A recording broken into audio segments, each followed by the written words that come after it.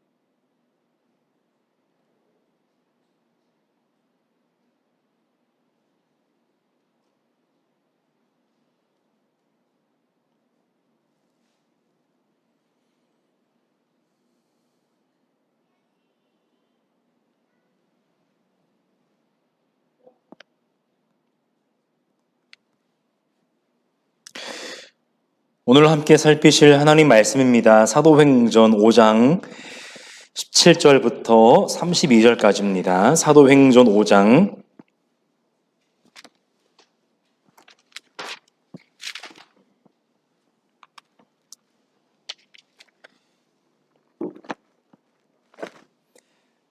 17절부터 32절 말씀을 제가 읽겠습니다.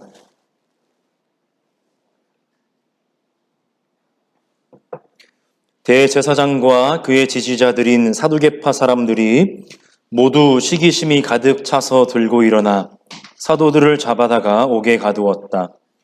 그런데 밤에 주님의 천사가 감옥 문을 열고 그들을 데리고 나와서 말하기를 가서 성전에 서서 이 생명의 말씀을 남김없이 백성에게 전하여라 하였다. 이 말을 듣고 그들은 새벽에 성전에 들어가서 가르치고 있었다. 그때에 대제사장이 그와 함께하는 사람들과 더불어 와서 공의회와 이스라엘의 원로회를 소집하고 감옥으로 사람을 보내어 사도들을 데려오게 하였다.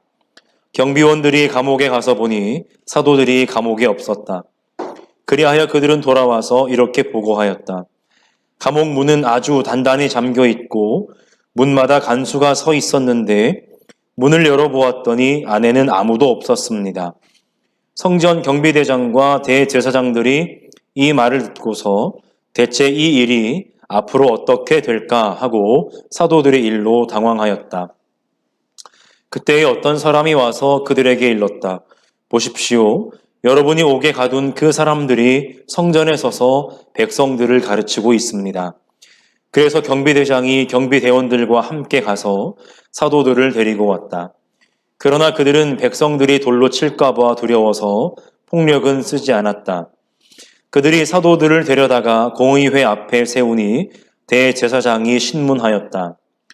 우리가 그대들에게 그 이름으로 가르치지 말라고 엄중히 명령하였소. 그런데도 그대들은 그대들의 가르침을 온 예루살렘에 퍼뜨렸소.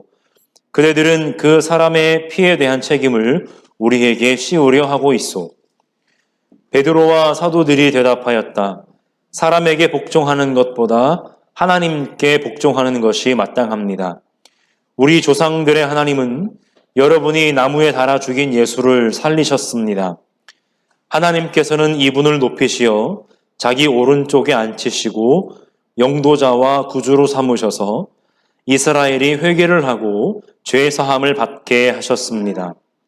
우리는 이 모든 일의 증인이며 하나님께서 자기에게 복종하는 사람들에게 주신 성령도 그러하십니다. 아멘. 우리 함께 사도신경으로 우리의 신앙을 고백하겠습니다. 나는 전능하신 아버지 하나님 천지의 창조주를 믿습니다. 나는 그의 유일하신 아들 우리 주 예수 그리스도를 믿습니다. 그는 성령으로 잉태되어 동정녀 마리아에게서 나시고 본디오 빌라도에게 고난을 받아 십자가에 못 박혀 죽으시고 장사된 지 사흘 만에 죽은 자 가운데서 다시 살아나셨으며 하늘에 오르시어 전능하신 아버지 하나님 우편에 앉아 계시다가 거기로부터 살아있는 자와 죽은 자를 심판하러 오십니다. 나는 성령을 믿으며 거룩한 공교회와 성도의 교제와 죄를 용서받는 것과 몸의 부활과 영생을 믿습니다. 아멘.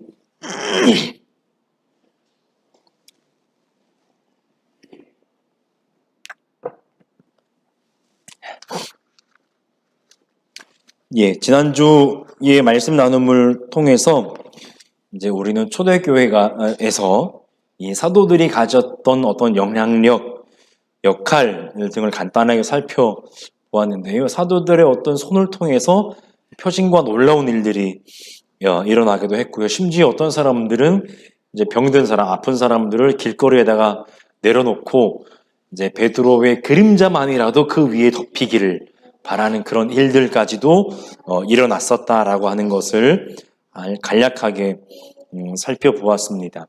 수많은 사람들이 이제 주님께로 나오는 일들이 있었고요. 그러니까 이른바 소위 성장을 거듭하고 있었던 어떤 초대교회에 대한 그런 이야기를 이렇게 살펴보았습니다. 오늘날 우리 현대교회가 외치는 성장과는 좀 결이 다릅니다. 정말 하나님이 도우셔서 주님께 돌아오는 사람들이 많았던 것이 초대교회이고, 물론 이제 생각하기에 따라서 다르겠지만 오늘날 교회가 부르짖는 교회 성장은 조금은 그것과는 결이 다르죠. 우스갯소리로 여러 대형 교회들이 가까이 모여 있는 지역에 가면 이제 보통 추수감사주의를 전후로 해서 소위 총동원 전도주의를 하잖아요. 그럼 그 동네에 이제 다 정보가 퍼집니다. 언제 어느 교회 가면 무슨 선물 주고, 언제 어느 교회 가면 무슨 선물 주고, 뭐죠? 김치통 준다는 교회, 어떤 교회 가면 야 경품 추첨한다더라. 소문이 쫙 동네 어르신들 사이에 퍼져요. 그럼 열심히 가가지고 등록하고 선물 받고 또 이렇게 합니다. 물론 그 가운데도 주님의 말씀을 듣고 돌아오는 영혼들이 생기겠죠. 이제 그거를 바라는 것이겠죠. 생각하기에 따라 다르겠지만 어쨌든 성장을 거듭하고 있었던 그런 초대교회에서 이 교회의 역할이 무엇이었나? 바로 몸이 아픈 사람들 혹은 귀신 들린 사람들이 모여서 함께 고침을 받고 나음을 입는 이제 그런 역할을 하는 곳이 바로 교회였다. 어떻게 보면 그래서 오늘날 우리 현대 교회도 초대교회가 가지고 있었던 그런 치유 공동체. 사실은 요즘 사람들이 마음이 많이 아프잖아요. 사실은 제가 막 사람을 많이 만날 일이 교회 울타리 안에서 밖에는 사람을 만날 일이 거의 없는 그런 직업군에 속하는 사람인데 이제 또 감사하게도 교회 밖에 있는 사람들을 뭐 간략하게 맛있게 드십시오 한마디나마 건넬 수 있는 그런 일들을 통해서 이렇게 보게 되면은 물론 짧은 시간에 어떻게 사람을 판단하겠습니까만 참 아픈 사람들이 힘겨운 사람들이 참 많구나 라고 하는 것을 좀 간접적으로나마 이제 경험을 하게 됩니다. 그래서 늘 느끼는 건 뭐냐면 오늘날 교회가 다른 것 말고 오늘날 많이 좀 힘겨운 사람들에게 좀 힘이 되어주는 공동체만 될 수 있어도 참 좋겠다라는 생각을 하게 되는데요. 물론 이제 현실 교회의 발걸음이 과연 그러한가? 라고 하는 것을 생각해 보면 참 아쉬움이 많은 대목이긴 합니다. 오늘 본문을 함께 보시면 계속해서 초대교회 이 사도들이 박해를 받는 얘기를 다루고 있는데 이 대제사장과 사두개파 사람들이 계속해서 부흥하는 계속해서 사람들이 몰려가는 그런 교회에 대한 시기심 때문에 17절에 보시면 시기심 때문에 교회의 중심적인 역할을 했었던 사도들을 이제 대표적으로 박해합니다. 왜 그들이 시기심에 가득하게 되었을까? 라고 하는 것을 몇 가지를 한번 추측을 해보면 첫 번째는 이 사도들의 설교가 너무나 많은 대중들에게 인기를 끌었어요. 물론 그들이 인기에 영합하기 위한 설교를 하지는 분명히 않았을 겁니다. 그들은 예수를 전했고 주님의 십자가와 부활을 전했을 뿐인데 하나님이 그들의 그 설교를 통해서 수많은 대중들이 교회로 돌아오게 하셨다.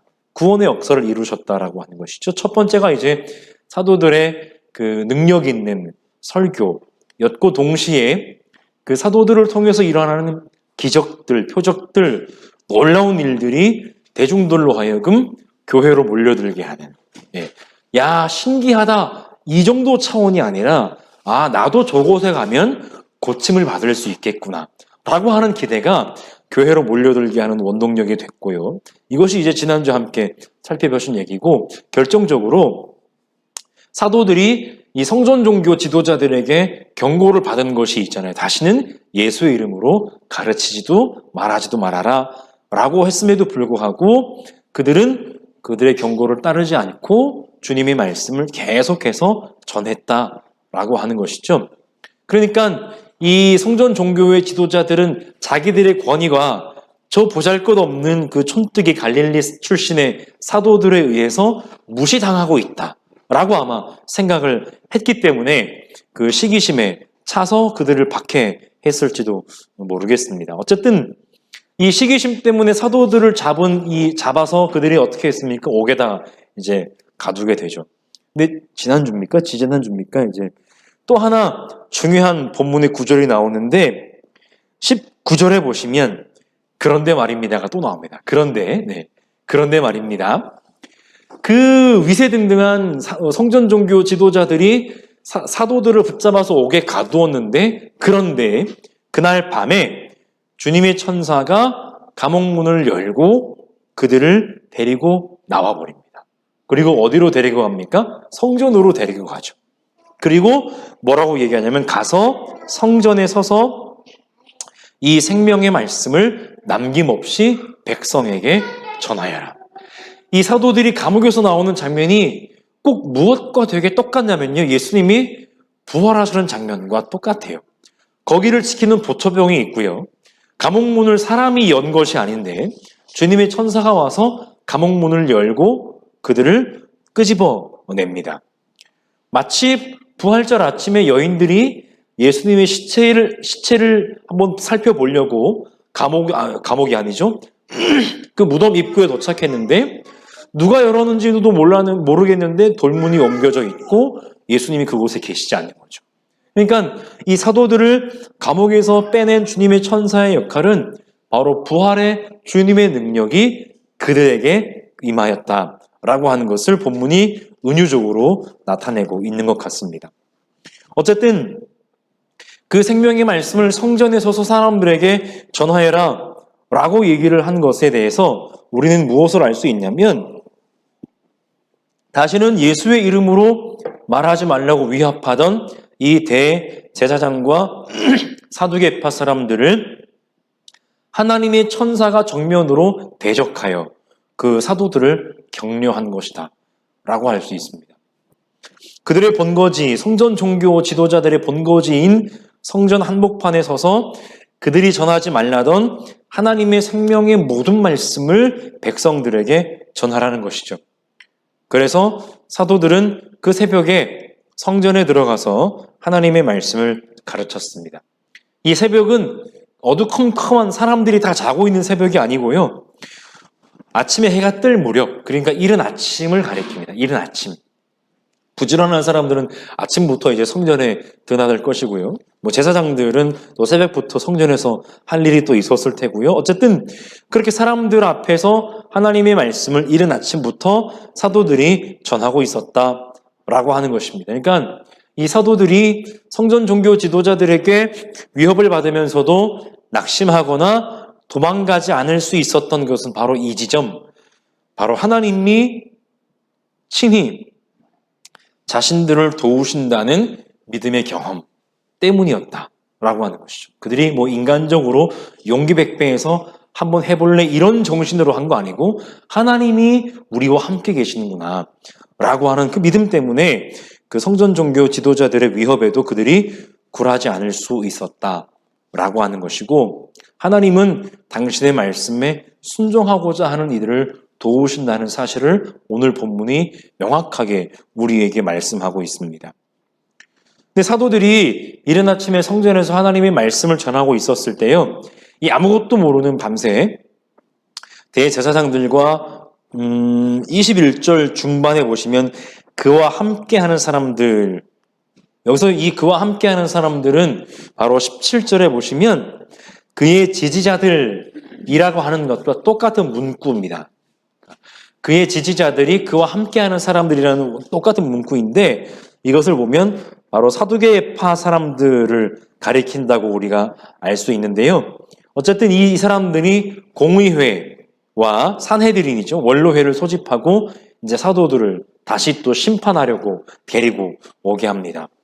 그런데 경비원들이 감옥에 가보니까 밤새 사도들이 감옥에서 빠져나왔잖아요. 가니까 사도들이 없는 거예요.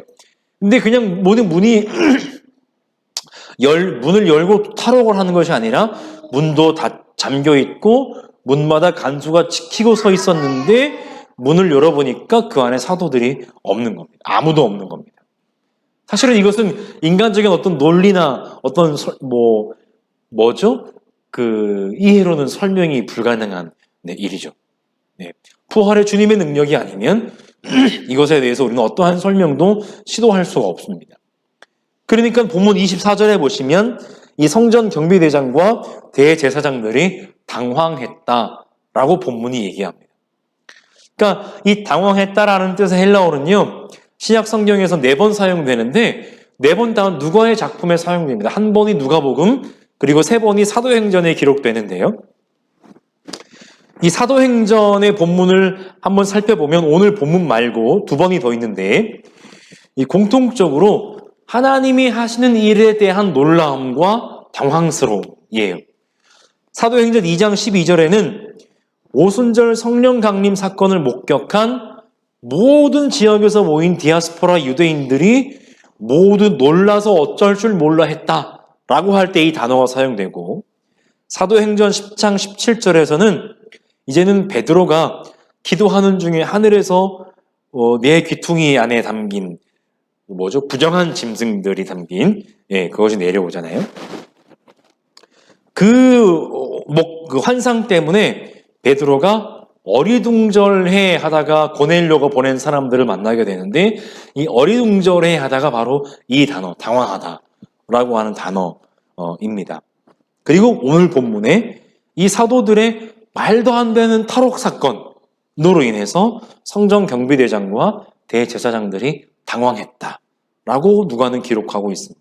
그러니까 이 단어들의 용례를 가만히 살펴보면 이 성전에서 감옥에서 사도들이 소위 탈옥한 사건은 인간의 능력으로는 불가능한 것이고 하나님의 역사고 하나님의 일이었다 라고 누가가 지금 그것을 강조하고 있는 거예요. 이것이 어떻게 가능했느냐? 그거를 설명하고자 하는 일이 아니에요. 하나님이 하시고자 하면 사실은 무엇이든지 가능합니다. 물론 우리가 일상을 살면서 이런 기적만 바라면 사실은 안 되겠죠. 우리가 해야 될 도리는 사실은 해야 되는 거예요. 어떤 사람이 제가 우리 보금자리 교회에서 이 예화를 말씀을 드렸는지는 모르겠는데 이거 하도 해가지고 오늘만 하고 다시는 이 예화를 절대로 안 하겠습니다. 어떤 분이 하나님 앞에 하나님 저 로또 1등 당첨만 좀 시켜주십시오. 그러면 막 이것도 하고 저것도 하고 막 기도를 그렇게 열심히 하셨대요. 근데 하나님이 계속 그 기도를 들으시다가 하도 답답해가지고 그분에게 이렇게 말씀을 하셨다는 거죠. 야, 기도만 하지 말고 제발 로또 좀 사고 기도해 라고 말씀을 하셨다는 거죠. 그러니까 자기가 기도를 하면서도 로또를 살 생각을 하지 않는 거죠. 자기가 해야 될 도리는 분명히 있잖아요. 오늘 예배 끝나고 돌아가시면서 하나씩 좀 구입하셔서 네. 네. 사실은 제가요 군목으로 있을 때 제 초임지가 부안이었는데 거기서 한번 로또를 사봤거든요. 근데 안타깝게 안 됐어요. 그래서 그 이후에 제가 절대로 로또를 안 사는데 사면은 이제는 1등이 될 것 같아서 못 사겠더라고요. 목사가 로또 1등 당첨됐다는 소식이 들리면, 소문이 들리면 사람들이 뭐라 그러겠습니까? 그래서 저는 이게 될까봐 못 사겠더라고요. 그러니까 뭡니까? 막 기도는 하는데 뭐 작지만 내가 해야 될 부분은 분명히 있는 거죠. 그러니까 1등 당첨도 내가 로또를 사서 뭐 자동으로 해달라고 하든지 아니면 수동으로 자기가 하든지 어쨌든 해야 뭐 숫자를 맞춰주시든지 할 것 아니겠습니까? 이제 그것에 대한 예화인데 무슨 얘기를 하다가요?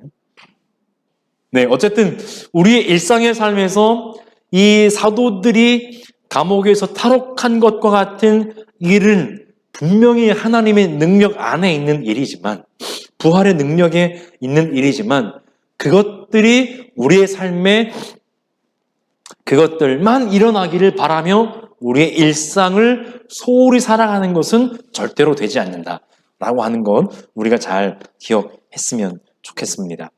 어쨌든 이제 하나님 말씀을 전하고 있는데 다시 이제 그들이 경비원들에게 붙잡혀서 다시 이제 성전 종교 지도자들 앞에 갑니다. 이제는 사람들이 성전 종교 지도자 편에 있는 사람들이 백성들에게 돌로 맞을까봐 무서워서 폭력적인 방법으로 사도들을 데려가지는 못합니다. 그렇게 다시 공회의 앞에 이제 사도들이 끌려가서 신문을 봤는데 그들의 신문 내용의 핵심은 뭐냐면 너네 예수가 죽은 책임 우리에게 돌리려고 하는 거지 이거예요. 우리에게 돌리려 하는 거지. 그러니까 자기들도 바로 예수의 죽음이 누구의 탓인지를 이미 알고 있는 거예요. 자기들 때문에. 그렇죠? 자기들의 어떤 선하지 않은 마음 때문에 예수님이 십자가에 달려서 죽으셨다는 것을 누구보다 스스로가 잘 알고 있는 거죠. 성전 종교의 지도자들이요. 그런데 이제 그들의 위협 앞에 다시 선 이 베드로와 사도들이요. 뭐라고 얘기합니까? 몇 절이냐면은 이 29절인데요. 사람에게 복종하는 것보다 하나님께 복종하는 것이 마땅합니다. 라고 얘기를 합니다. 그러니까 사도들의 관심은 어떤 성전 종교의 지도자들의 권위에 뭐 따르느냐 따르지 않느냐 그 정도 차원이 아니고 사도들에게 있어서 더 높은 권위자는 바로 하나님 한 분밖에는 없으셨다라고 하는 겁니다. 그러니까 그들의 관심은 어떤 사람의 권위에 복종하느냐 하는 것이 아니라 오직 하나님 한 분께 복종하는 데에 그들의 유일한 관심이 있었다라고 하는 것이죠. 세상에는 수많은 권위자들이 있고 나름대로 권위자라는 직함을 가지고 좀 한 말 좀 하려는 사람들이 얼마나 많은지 몰라요. 그런데 우리들에게 있어서 유일한 권위자는 오직 하나님 한 분밖에는 계시지 않습니다. 이것이 사도들의 고백이에요. 교회의 권위자였던 사도들이 유일한 권위자는 하나님밖에는 없다라고 고백을 하고 있는 것입니다. 그렇기 때문에 예수의 이름으로 가르치지 말라고 위협하는 성전 종교의 지도자들의 그 위협에 그들이 주눅들 이유가 전혀 없었다라고 하는 것이죠. 오히려 성전 종교 지도자들에 의해 십자가에 달려서 죽임을 당하신 예수를 하나님이 다시 살리셨다라는 것을 그들은 알고 있었습니다. 바로 그 생명의 하나님이시기에 하나님께 유일한 권위가 있었고 그 하나님 보좌 우편에 앉아 계신 바로 예수 그리스도가 교회의 머리 되심을 그들이 고백했다라고 하는 것입니다. 그들의 고백을 한번 보시면 31절에요. 하나님께서는 이분을 높이시고 자기 오른쪽에 앉히시고 영도자와 구주로 삼으셨다라고 그들이 그렇게 고백을 합니다. 이 영도자는요, 헬라 말로 아르케고스이고 구주는 구원자, 소테르인데 그 중에 이 영도자라는 말, 즉 아르케고스는 시작을 의미하는 아르케와 같은 어원을 가지고 있습니다. 그러니까 아르케고스와 소테르라고 하는 것을 굳이 다른 의미로 표현을 하자면 하나님 우편에 앉아 계신 예수 그리스도가 바로 우리에게 하나님께서 주신 생명의 근원이시며 생명의 완성이시다라고 하는 그런 고백인 겁니다. 그리고 우리는 사도들은요, 32절에 보시면 우리는 이 모든 일의 증인입니다. 라고 하는 것이 그들의 고백이죠. 많이 들어보셨겠지만 증인을 의미하는 헬라말 마르티스 많이 들어보셨잖아요. 거기서 파생된 영어 단어가 마터, 순교자, 순교자. 증인의 결국 삶의 결국은 순교자가 되는 것이죠. 말씀의 결론을 맺겠습니다. 오늘 함께 드린 공동기도 아까 하셨지만 공동기도의 내용이 또 나오지만 이 해마다 부활주일만 되면 부활에 대한 수많은 해석과 수식어구들이 곳곳에서 이제 난무해요. 이것은 저의 개인적인 고민이기도 하지만 이 고민의 끝은 늘 이 한 문장으로 귀결됩니다. 과연 내가 부활을 얼마나 알고 있을까? 말은 참 많이 하는데 얼마나 진짜 알고 말하는 것일까? 제 스스로요. 하는 자기 반성으로 이어집니다. 이 부활을 다른 단어로 바꾸어서 이야기 한번 할 수 있다면 바로 생명이라는 단어가 될 것인데 예수의 부활 사건은 바로 생명 사건이기 때문에요. 오늘 사도들의 고백에도 나오지만은 그러면 저의 자기 반성은 또다시 꼬리를 물고 이렇게 이어지는 겁니다. 오늘날 교회가 과연 참된 생명의 공동체인가 하는 질문으로 이어집니다. 우리가 습관적으로 달걀을 삶아 나누어 먹으며 왜 나는 못 받냐, 왜 없냐, 누가 하나 더 갖고 갔냐, 부활주일만 되면 마음에 상처를 입고 돌아가는 분들이 계시는 거예요. 왜 나만 못 받냐, 이렇게. 그래서 우리는 달걀 안 삶습니다. 나눠 먹으면 이야기하는 그 부활 말고 오늘날 교회가 정말로 생명의 공동체로서의 역할을 하고 있는가 하는 것이죠. 그 고민은 오늘날 교회에 대한 교회의 삶에 대한 고민으로 이어집니다. 죽음의 위협을 무릅쓰고 하나님이 행하신 생명 사건의 증인으로 살았던 오늘 본문 속의 초대교회와 그리고 정말로 하나님이 친히 그들을 감옥의 갇힘 속에서도 살려내시는 하나님의 능력에 대한 증인으로 살았던 초대교회와 사도들이 단지 그들의 삶이 성경 속 이야기로만 그치는 것이 아니라 오늘날 우리 교회의 삶에도 나타나는가 하는 것이죠. 그리고 오늘날 교회가 껍데기만 남은 2000년 전 유대 성전 종교의 모습을 또다시 답습하고 있는 것은 아닌지 우리는 고민해야 됩니다. 비록 작고 연약하지만 그 속에 하나님이 행하시는 생명의 역사가 살아있었던 초대교회의 이야기가 오늘날 우리 보금자리 교회의 삶에도 동일하게 기록될 수